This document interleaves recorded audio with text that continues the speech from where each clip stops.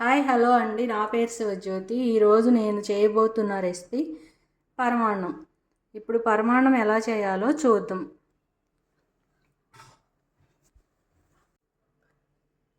First ఒక బాండీ తీసుకుందాము. నేను పరమాన్నానికి కావాల్సిన ఇంగ్రీడియంట్స్ చూద్దాము. నేను ఈ గ్లాస్తో హాఫ్ గ్లాస్ రైస్ తీసుకుని ఒక హాఫ్ అన్ అవర్ ముందు నానబెట్టుకున్నాను. ఇప్పుడు ఎలా చేయాలో చూద్దాము. ఫస్ట్ ఒక బాండీ తీసుకున్నాను.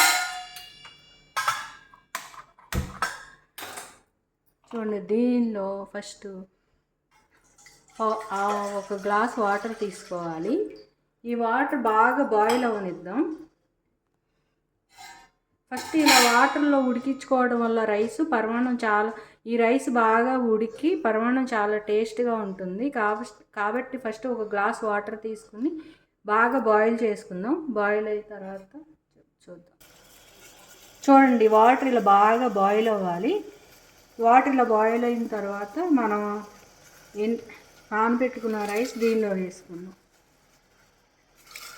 ఇలా మనం నానబెట్టుకున్న రైస్ అంతా దీనిలో వేసి ఉడికించుకోవాలి. చూడండి, రైస్ మొత్తం వేసేసుకున్నాం. రైస్ మొత్తం వేసిన తర్వాత ఇలా ఒకసారి తిప్పుకొని ఇలా మూత పెట్టి ఉడికించుకోవాలి.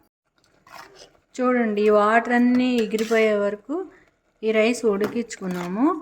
నేను ఫస్ట్ రైస్లో ఎందుకు ఉడికించానంటే, మనం పాలల్లో రైస్ వేస్తే రైస్ అంత బాగా ఉడకదు, చాలా టైం పడుతుంది ఉడకటానికి. ఇలా ఉడికించుకుంటే ఫస్ట్ వాటర్లో రైస్ బాగా మెత్తగా ఉడుకుతుంది. పరమాన్నానికి రైస్ బాగా మెత్తగా ఉడికితేనే టేస్ట్గా ఉంటుంది. అందుకే నేను ఫస్ట్ వాటర్లో ఉడికించాను.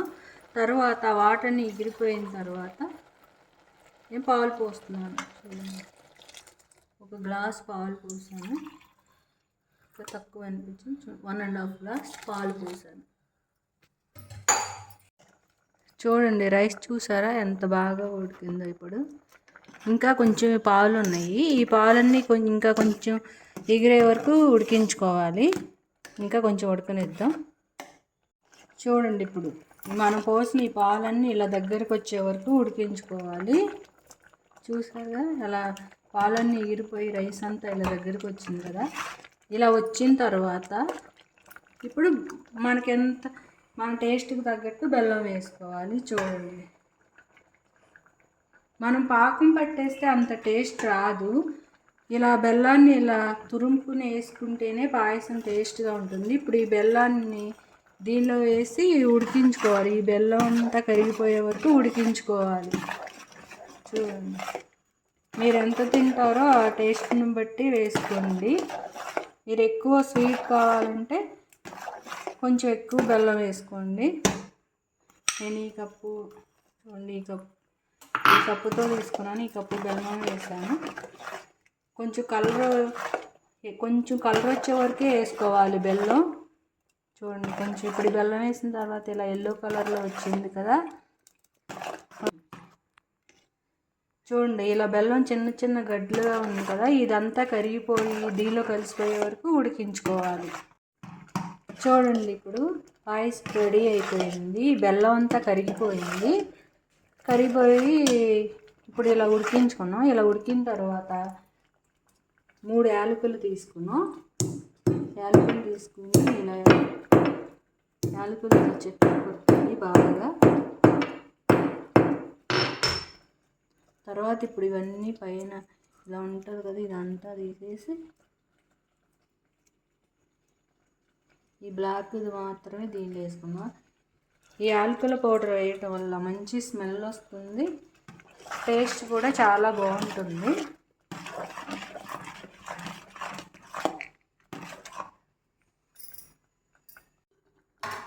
ఇప్పుడు ఈ పరమాన్నం ఉడికిపోయింది. ఇప్పుడు దీనిలోకి క్యాష్యూ నట్ ఇవన్నీ ఫ్రై చేసుకున్నాం. ఇది పక్కన. ఇప్పుడు ఈ బాండీ బాగా వేడవ్వాలి. వేడైన తర్వాత మీరు ఎంత నెయ్యి వేసుకుంటారో అంత వేసుకోండి. నేను 1, 2, 3 టేబుల్ స్పూన్ నెయ్యి వేసుకున్నాను. ఈ నెయ్యి అంతా బాగా కరిగిపోయిన తర్వాత బాగా కడగాలి. చూడండి, ఇప్పుడు క్యాషూ నట్స్ వేసుకున్నాం. ఈ క్యాషూ నట్స్ కొంచెం ఫ్రై అవ్వాలి. మాడిపోతాయి, హైలో వద్దు, లో ఫ్లేమ్లో పెట్టుకొని ఫ్రై చేసుకోవాలి. ఇవి కొంచెం బ్రౌన్ కలర్ వచ్చే వరకు ఫ్రై చేసుకోవాలి. లాస్ట్లో ఇవి కొంచెం ఫ్రై అయిన తర్వాత కిస్మిస్లు వేద్దాం. ఫస్టే వేయొద్దు కిస్మిస్లు. ఇది కొంచెం ఫ్రై అయిన తర్వాత కిస్మిస్లు వేసుకోవాలి. ఫస్ట్ వేస్తే మాడిపోతాయి. ఫస్ట్ క్యాష్యూ నట్టే ఫ్రై చేసుకోవాలి. చూడండి కొంచెం బ్రౌన్ కలర్ వచ్చింది, ఇంకా కొంచెం బ్రౌన్ కలర్ రానిద్దాం. ఈ క్యాష్యూ నట్స్ ఇలా బ్రౌన్ కలర్లో ఫ్రై అయినాయి కదా, ఇప్పుడు కిస్మిస్ వేసుకుందాం. నేను కిస్మిస్ ఎక్కువ వేయలేదు, ఎందుకంటే పాయసంలో ఎక్కువ కిస్మిస్ తినడం నాకు ఇష్టం ఉండదు, అందుకే కొంచెం తక్కువ వేసుకున్నాను.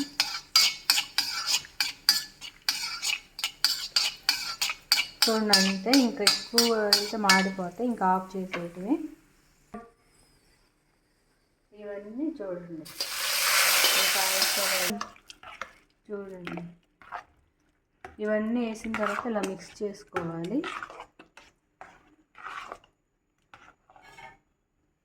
చూసారుగా ఎంత బాగా వచ్చిందో. ఇప్పుడు దీన్ని ఒక బౌల్లో తీసుకుందాం.